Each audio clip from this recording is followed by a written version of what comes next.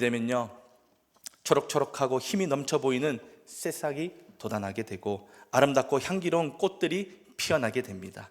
그리고 그 향기로운 봄꽃들은요, 많은 곤충들에게 생명을 공급하는 역할을 하게 됩니다. 한마디로 생명이 피어나게 됩니다. 그러나 어떤 땅은요, 봄에 따스하고 샘솟는 힘을 공급받지 못하는 땅이 있어요. 오염된 땅으로서 아무것도 피어내지 못하거나 가시덤불 같은 것들이 기운을 막아서 그 어떤 씨앗도 싹을 피우지 못한 곳이 있습니다. 지금 여러분들의 마음에는 어떤 것을 피우고 계십니까? 여러분들의 삶에는 무엇이 자라나고 있습니까? 우리나라 말 중에 싹이 노랗다라는 말이 있지 않습니까? 그렇죠? 싹이 어떻게 노랄 수가 있죠? 저는 그런 싹을 본 적이 없습니다. 여러분, 새싹은 어떤 색입니까? 초록색입니다. 에너지가 넘쳐 보이고 힘이 느껴지는 초록색입니다. 제가 혹시나 해서 쌈 야채에 있어서 대가이신 분이 있어요. 그분이 드신 이제 새싹이라든지 쌈 야채만 해도 아마 트럭으로 하면 몇 대가 될 거예요. 그래서 쌈의 대가이신 분께 물어봤습니다. 혹시 드셔보신 새싹 중에 노란색이 있었습니까? 물어봤더니 그분이 노란색이 있다라는 거예요. 먹은 적이 있으시대요.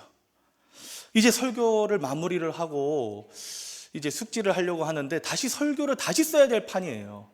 그래서 이거 어떻게 하나 그러고 있는데 또 그분이 또 얼마나 또 열심히신지 그걸 또 블로그에서 찾아가지고 저에게 보여주시더라고요. 이렇게 바라고 보니까는 메밀싹 중에 노란색이 있는 거예요. 그래서 저는 그럴 리가 없을 텐데 하고 자세히 글을 보았습니다. 글을 자세히 보니까 그럼 그렇지 햇빛을 안 받으면 싹이 노랗게 된대요.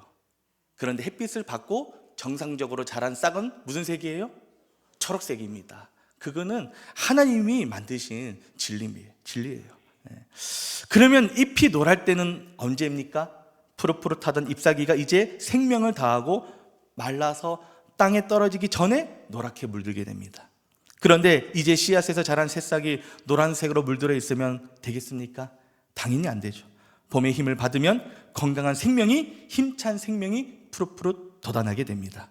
원하기는 하나님 안에서 날마다 하늘로부터 공급되는 은혜와 축복 가운데 우리 성도님들의 삶은 언제나 초록초록 힘이 넘쳐나는 새싹이 돋아나시기를 바랍니다. 여러분들의 배우자와 자녀들이 하나님이 부어주시는 샘솟는 봄 기운과 같은 은혜로 생명의 열매와 꽃들을 피우시기를 축복합니다.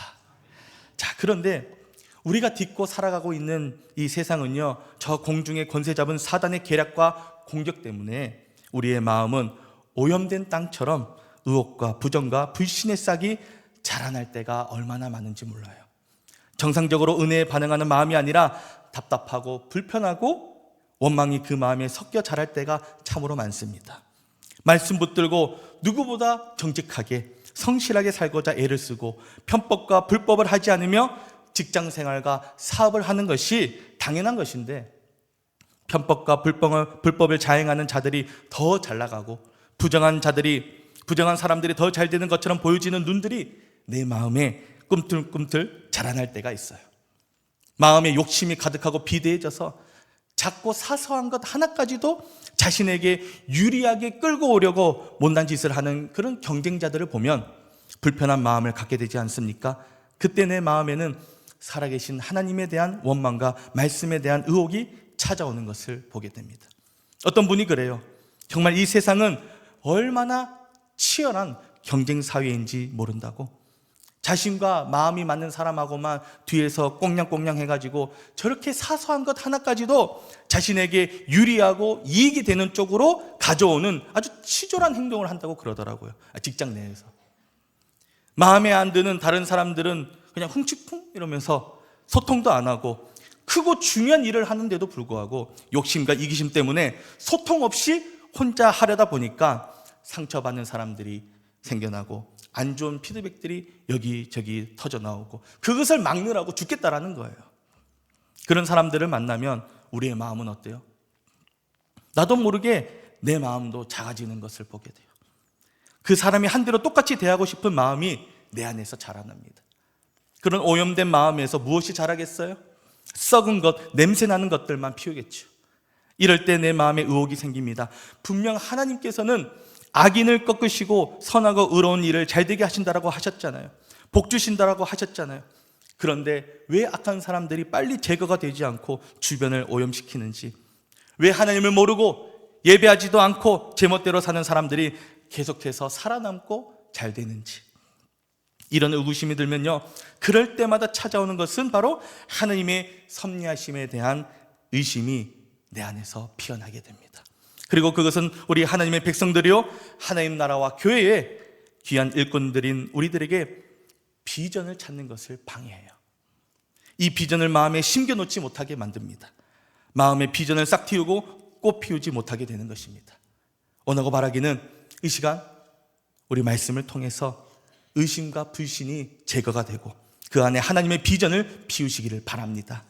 여러분들의 가슴에는 하나님의 비전만이 활짝 피어나시기를 바랍니다. 그러면 우리는 이 가슴에 어떻게 비전을 피울 수 있습니까? 첫 번째는 의혹이 아닌 분명한 비전을 가져야 됩니다. 오늘 말씀에 나오는 하박국 선지자는요, 마음 가득히 하나님 말씀에 대한 의심, 의혹을 품었습니다. 하박국은 자신이 살던 시대에 하나님의 공의가 땅에 떨어졌다라고 그렇게 생각을 했어요. 우리 하박국 1장 2절에서 4절 한번 같이 읽어보도록 하겠습니다. 시작. 여호와여, 내가 부르짖어도 주께서 듣지 아니하시니 어느 때까지리까? 내가 강포로 말미암아 외쳐도 주께서 구원하지 아니하시나이다. 어찌하여 내게 죄악을 보게 하시며 패역을 눈으로 보게 하시나이까? 겁탈과 강포가 내 앞에 있고 변론과 분쟁이 일어났나이다. 이러므로 율법이 해이하고 정의가 전혀 시행되지 못하오니 이는 악인이 의인을 에워쌌으므로. 아멘. 당시에 이스라엘은요, 우리나라처럼 남과 북이 분열되어 있었습니다. 그리고 남쪽 나라는 여호야김이라는 왕이 다스리고 있었는데 그는 아주 고약하고 포악한 왕이었어요. 그래서 이를 두고 하박국 선지자는 하나님께 기도하기를, 어느 때까지 저 악하고 부정하고 불법한 왕과 권력자들이 잘 먹고 잘 사는 꼴을 보시렵니까? 왜 저렇게 욕심이 비대한 자들이 날뛰고 왜 이러한 험한 꼴을 우리가 계속해서 봐야 됩니까? 이렇게 질문을 합니다. 그러자 하나님께서는 남쪽 나라 남유다의 죄악은 결코 묵과하지 않으시고 하나님의 때, 하나님의 방법으로 심판하실 것이다, 그렇게 말씀해 주십니다. 그리고 하나님께서 가르쳐 주신 방법은 바로 이방 민족을 들어서, 이방 민족 바벨론을 도구로 들어서 남유다의 죄악을 징계하는 것이었습니다. 불법하고 불의한 왕과 위정자들을 심판하신다라는 것은 다행스러운 메시지였습니다. 그러나 하박국은요, 이어서 주시는 하나님의 심판의 방법이 납득하기가 어려웠어요. 아니, 하나님의 능력이면 충분히 다른 방법들도 있을 텐데 어떻게 하나님을 모르는 저 원수와 같은 나라를 도구로 사용하신다라는 말입니까? 정말 바벨론을 사용하셔서 남유다를 심판하시고 이스라엘 민족을 보호하시겠다라는 것입니까? 자신의 머리로는 도저히 이해가 되지 않는 거예요. 그래서 하박국은요, 의혹이 가득한 채로 두 번째 질문을 합니다. 하나님, 왜 하필 남유다보다 패역하고 하나님을 모르는 저 이방 족속을 사용하십니까? 저 원수 이방 나라 바벨론을 들어서 하나님의 백성인 남유다를 심판하려 하십니까? 이렇게 하박국 선지자는요, 이 괴로운 마음을 가지고 하나님께 기도를 해요. 그런데도 그 기도에 대한 하나님의 응답이 답답할 정도로 더디기만 하자 하박국 선지자는요, 기도한 후에 아주 인상 깊은 행동을 합니다. 우리 하박국 2장 1절 같이 한번 읽어보도록 하겠습니다. 내가 내 파수하는 곳에 서며 성루에 서리라. 그가 내게 무엇이라 말씀하실는지 기다리고 바라보며 나의 질문에 대하여 어떻게 대답하실는지 보리라. 아멘. 기도 후에 하박국 선지자는요, 성루로 올라갑니다. 성루는요, 파수꾼이 적의 침공을 경계하고 파수하는 곳이에요.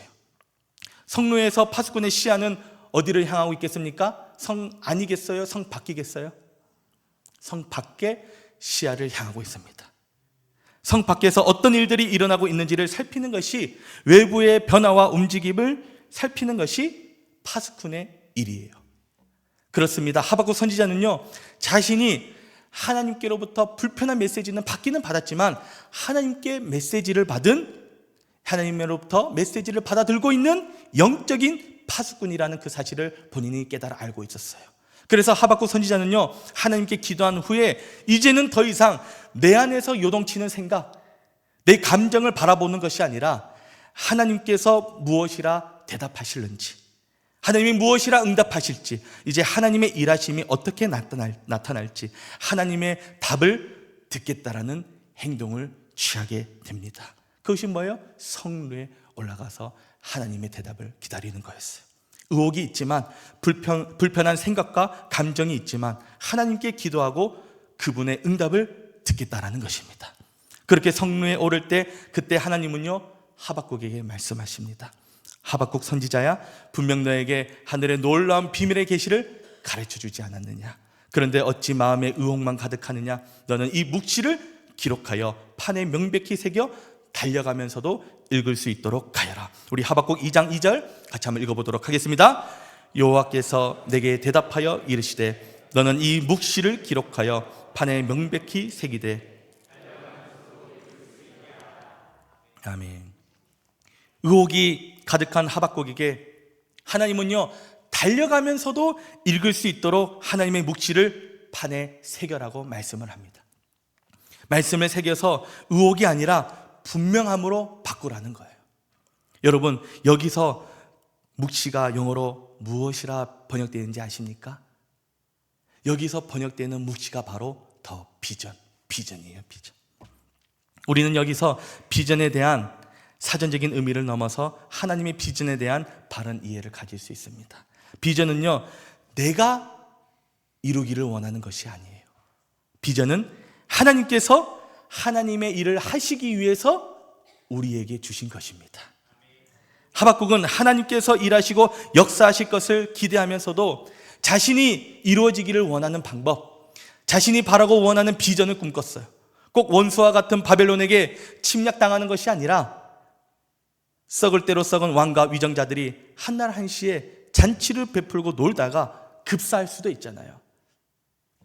취한다 이러면서 취해가지고 해롱해롱 할 때 누가 내 잔에 독을 이래가지고 한날 한시에 제거를 해버릴 수도 있잖아요. 그렇죠?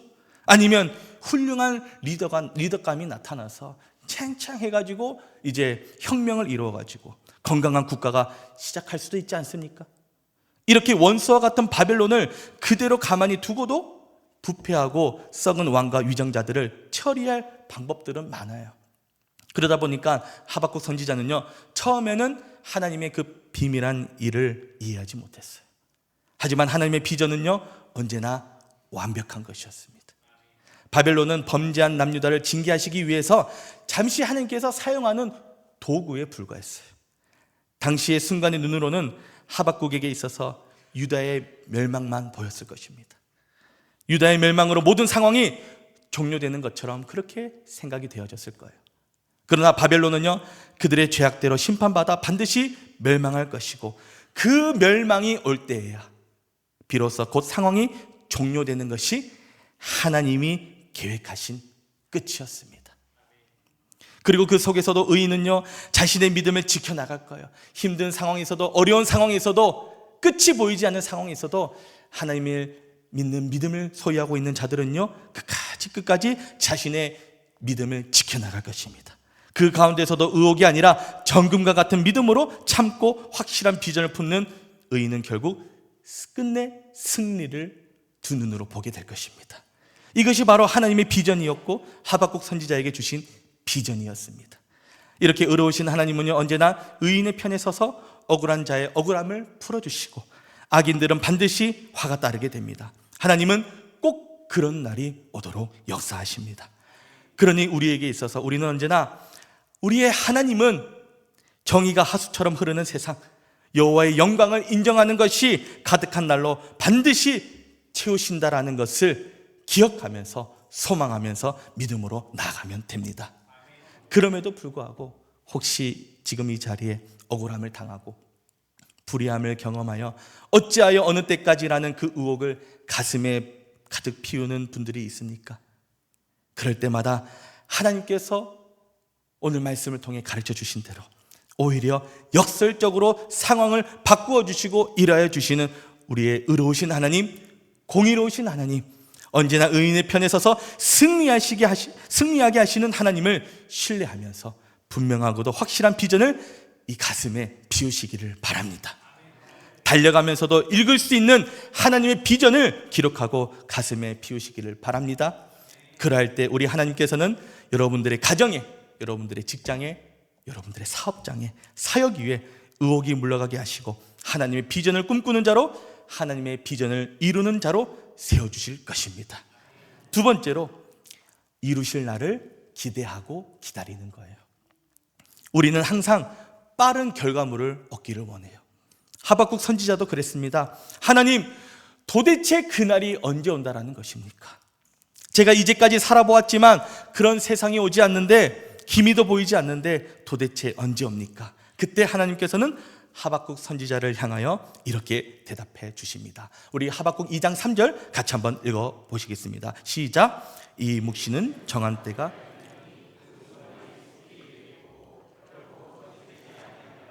비록 더딜지라도 기다리라. 지체되지 않고 반드시 응하리라. 아멘. 하나님께서 주신 비전이 이루어지는 것은요, 하나님이 정하신 때가 있습니다. 사람이 정한 때가 아니라 하나님께서 정하신 때입니다.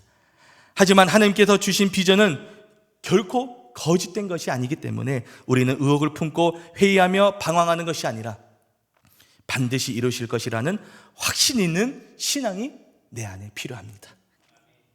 이제 대신방이 끝났는데요, 기도 제목들을 쭉 나누면서 보았을 때 그 기도 제목 하나하나 보면요, 오랜 시간 동안 고쳐지지 않는 육신의 질병과 연약함 때문에 그렇게 기도하는 기도 제목이 있고, 또 10년, 15년 동안 배우자가 주님께로 돌아오도록 기도하는 그 아내의 간구가 담겨있는 기도 제목들이 있고, 방황하고 진로에 대한 고민으로 힘들어하고 있는 자녀들, 계속해서 상황이 좋지 않는 사업장을 위해 그렇게 오랜 시간 동안 기도 제목을 적고 기도하고 있는 그런 제목들을 보았어요. 하나님의 은혜와 회복을 기대하며 기도하는 간절함을 보았습니다. 그런데 오랜 시간에도 참 내 삶의 변화가 더뎌 보일 때가 얼마나 많은지, 회복이 참 어려워 보일 때가 얼마나 많은지, 그러나 비록 내 삶의 변화가, 내 삶의 회복이 더디게 보일지라도 우리 하나님은 반드시 당신의 시간에 이루어 가실 것입니다. 그러니 우리가 할 것은 오직 말씀을 붙들고 인내하며 그날을 기다리는 것입니다. 소망에 찬 믿음만을 소유하며 나아가는 것입니다. 이스라엘이 애굽 땅에서 노예로 수백 년 동안 생활을 할 때 그들의 고통과 신음을 하나님께서 들으셨어요. 그리고 하나님은 그 수백만의 민족을 구원하시기 위한 원대한 비전을 세우셨습니다. 그러나 모세는 젊은 날에 자신의 생각과 방법으로 작게나마 그 꿈을 실현해 보려고 하다가 어떻게 됩니까? 살인자가 되고 낙인 찍혀서 광야로 도망치게 됩니다. 무려 40년을 그는 광야에서 방황을 해요. 하지만 하나님이 정하신 때는 언제였습니까? 비록 사람의 눈에는 더디게 보이고 다 까맣게 잊어버렸다 할지라도 우리 하나님은 언제나 약속하신 것을 기억하고 계셨다가 하나님의 시간에 정확하게 일하시고 역사하시는 것을 보게 됩니다. 하나님은 실패자로 전락한 모세를 40년 만에 그의 나이 80에 부르셨습니다. 그리고 고통 중에 신음하고 있는 하늘의 별과 같이 땅의 모래알같이 많은 수백만의 백성들을 구원하시는 놀라운 하나님의 구원의 역사에 쓰임받는 리더로 그를 세우시고 사용하셨습니다. 우리는 스케일이 다른 하나님의 시간과 일하심을 말씀을 통해 보게 됩니다. 그러니 우리에게 필요한 것은요, 하나님 앞에서 신뢰와 정직과 성실로 비전을 이뤄가는 것입니다. 주위에서 악한 꾀를 내어 앞서가고 인정받고 잘 되는 것처럼 보일지라도 하나님 앞에서 잠잠하게 참고 기다리며 기도로 준비해가는 것입니다. 우리 시편 37편 7절 같이 한번 읽어보도록 하겠습니다. 여호와 앞에 잠잠하고 참아 기다리라. 자기 길이 형통하며 악한 꾀를 이루는 자를 불평하지 말지어다. 아멘. 그리고 기대하면서 기다리는 자에게 하나님은요 분명하게 말씀하십니다. 하나님의 비전을 가슴에 피우며 기다리는 자는 복되도다. 우리 이사야서 30장 18절 말씀 같이 한번 읽어보도록 하겠습니다. 대저 여호와는 정의의 하나님이시라. 그를 기다리는 자마다 복이 있도다. 아멘. 우리가 하나님의 말씀을 붙들고 나아갈 때 아무리 캄캄하고 칠흑같이 어둡게만 보이는 현실이다 할지라도 하나님은 내 편이 되어 주실 것입니다. 어둠을 물러가게 하여 주실 것입니다. 그렇게 주님 나와 함께 하셔서 내 삶을 주님의 은혜의 빛으로 밝혀주심을 확신하고 신뢰하며 나아가는 복된 주님의 자녀들이 되시기를 축복합니다. 우리 마지막 세 번째로 비전을 품고 믿음으로 우리는 살아가야 됩니다. 우리 하박국 2장 4절 같이 한번 읽어보도록 하겠습니다. 보라, 그의 마음은 교만하여 그 속에서 정직하지 못하나 의인은 그의 믿음으로 말미암아 살리라. 아멘. 하박국 선지자는요, 자신이 언제나 의롭다라고 여겼어요. 그리고 의혹을 품다 못해 그것을 못 견뎌했습니다. 그렇고 그런 하박국 선지자를 향해서 하나님은 이렇게 말씀하십니다. 의인은 그의 믿음으로 말미암아 살리라. 우리는 하나님께서 주신 비전에 자꾸만 내 욕심과 내 교만을 투영하려 들어요. 하나님, 이것이 이렇게 이루어져야 되고요. 하나님, 이때 이루어져야 됩니다. 하나님은 그러한 마음을 가진 하박국 선지자에게 그 속에는 정직하지 못하고 교만하다라고 질책을 합니다. 그리고 주신 말씀은 의인은 그의 믿음으로 말미암아 살리라, 이렇게 말씀해 주십니다. 초대교회 때 불의한 권력 로마의 압제 속에서 믿음의 사람들은요, 수많은 고통과 어려움을 당하였습니다. 사자굴에 던져졌고 화형을 당했고 칼에 찔리고 십자가 처형을 당하여 죽어나갔습니다. 이때 자신을 의롭게 여기는 자들은 하나님의 방법을 향해서 이 방법이 맞습니까? 왜 이렇게 놔두시는 것이죠? 이렇게 따져 물으며 자신의 욕심과 교만을 투영할 것입니다. 그러나 불의한 세상에서도 진짜 하나님이 주신 비전을 이루는 사람은요, 그 끔찍한 상황에서도 자신에게 주신 믿음을 붙들고 나아갑니다. 하나님께서 주신 비전 앞에 믿음으로 견뎌냅니다. 믿음으로 의롭게 되기를 소망하는 길을 선택합니다. 당장 내가 서 있는 이 현실에서 이해하기 어려운 결과물들을 마주한다 해도 믿음으로 나아갑니다. 어디에서 그런 힘이 나옵니까? 어디에서 그런 소망이 피어날 수가 있습니까? 그것은 이미 내 안에 주어진 분명한 소망이 이 안에 있기 때문입니다. 그것은 바로 우리가 믿고 소망하는 하나님께서 우리를 너무도 사랑하셔서 자신의 독생자 예수 그리스도를 우리에게 주실 만큼, 사랑하는 아들을 기꺼이 죽일 만큼 우리를 사랑하시는 분이 우리 하나님이시기 때문입니다. 믿는 자들에게는 이러한 믿음이, 이러한 소망이 이 가슴 안에 있어요. 우리는 하나님의 그 깊은 뜻을 다 알 수는 없습니다. 그러나 하나님은 언제나 나를 사랑하시고 어떤 부조리한 세상 속에 내가 서 있다 할지라도 하나님은 당신의 방법으로 당신의 때 당신의 의를 세우시고 공의로 채우실 것입니다. 소망의 꽃이 피어나게 하실 것입니다. 비전의 꽃이 만개하도록 역사하여 주실 것입니다. 이제 우리는 다시 비전의 꽃을 피워내야 할 가정으로, 삶으로 가게 됩니다. 어쩌면 그것은 아직 문제가 해결되지 않고 문제가 가득하고 썩어 냄새나는 암울한 현장일지도 모릅니다. 그러나 그것은 오늘 말씀을 듣고 다짐하고 결단하는 우리가 믿음을 나타내야 할 사명의 자리가 됩니다. 믿음의 삶을 보여주고 비전의 꽃을 피워야 할 주님이 보내어 주시는 자리입니다. 그 사명의 자리에서 모습과 모양은 달라도 주님의 마음을 가지고 주님께서 놀랍게 당신의 역사를 이루실 것을 기대하면서 나아가는 저와 여러분이 되시기를 바랍니다. 하나님의 스케일이 다른 위대하고 역전의 스토리로 비전의 꽃을 피우시고 만개하는 여러분들의 그 복된 삶이 되시기를 주님의 이름으로 간절히 바라고 축복합니다. 우리 함께 찬양하도록 하겠습니다.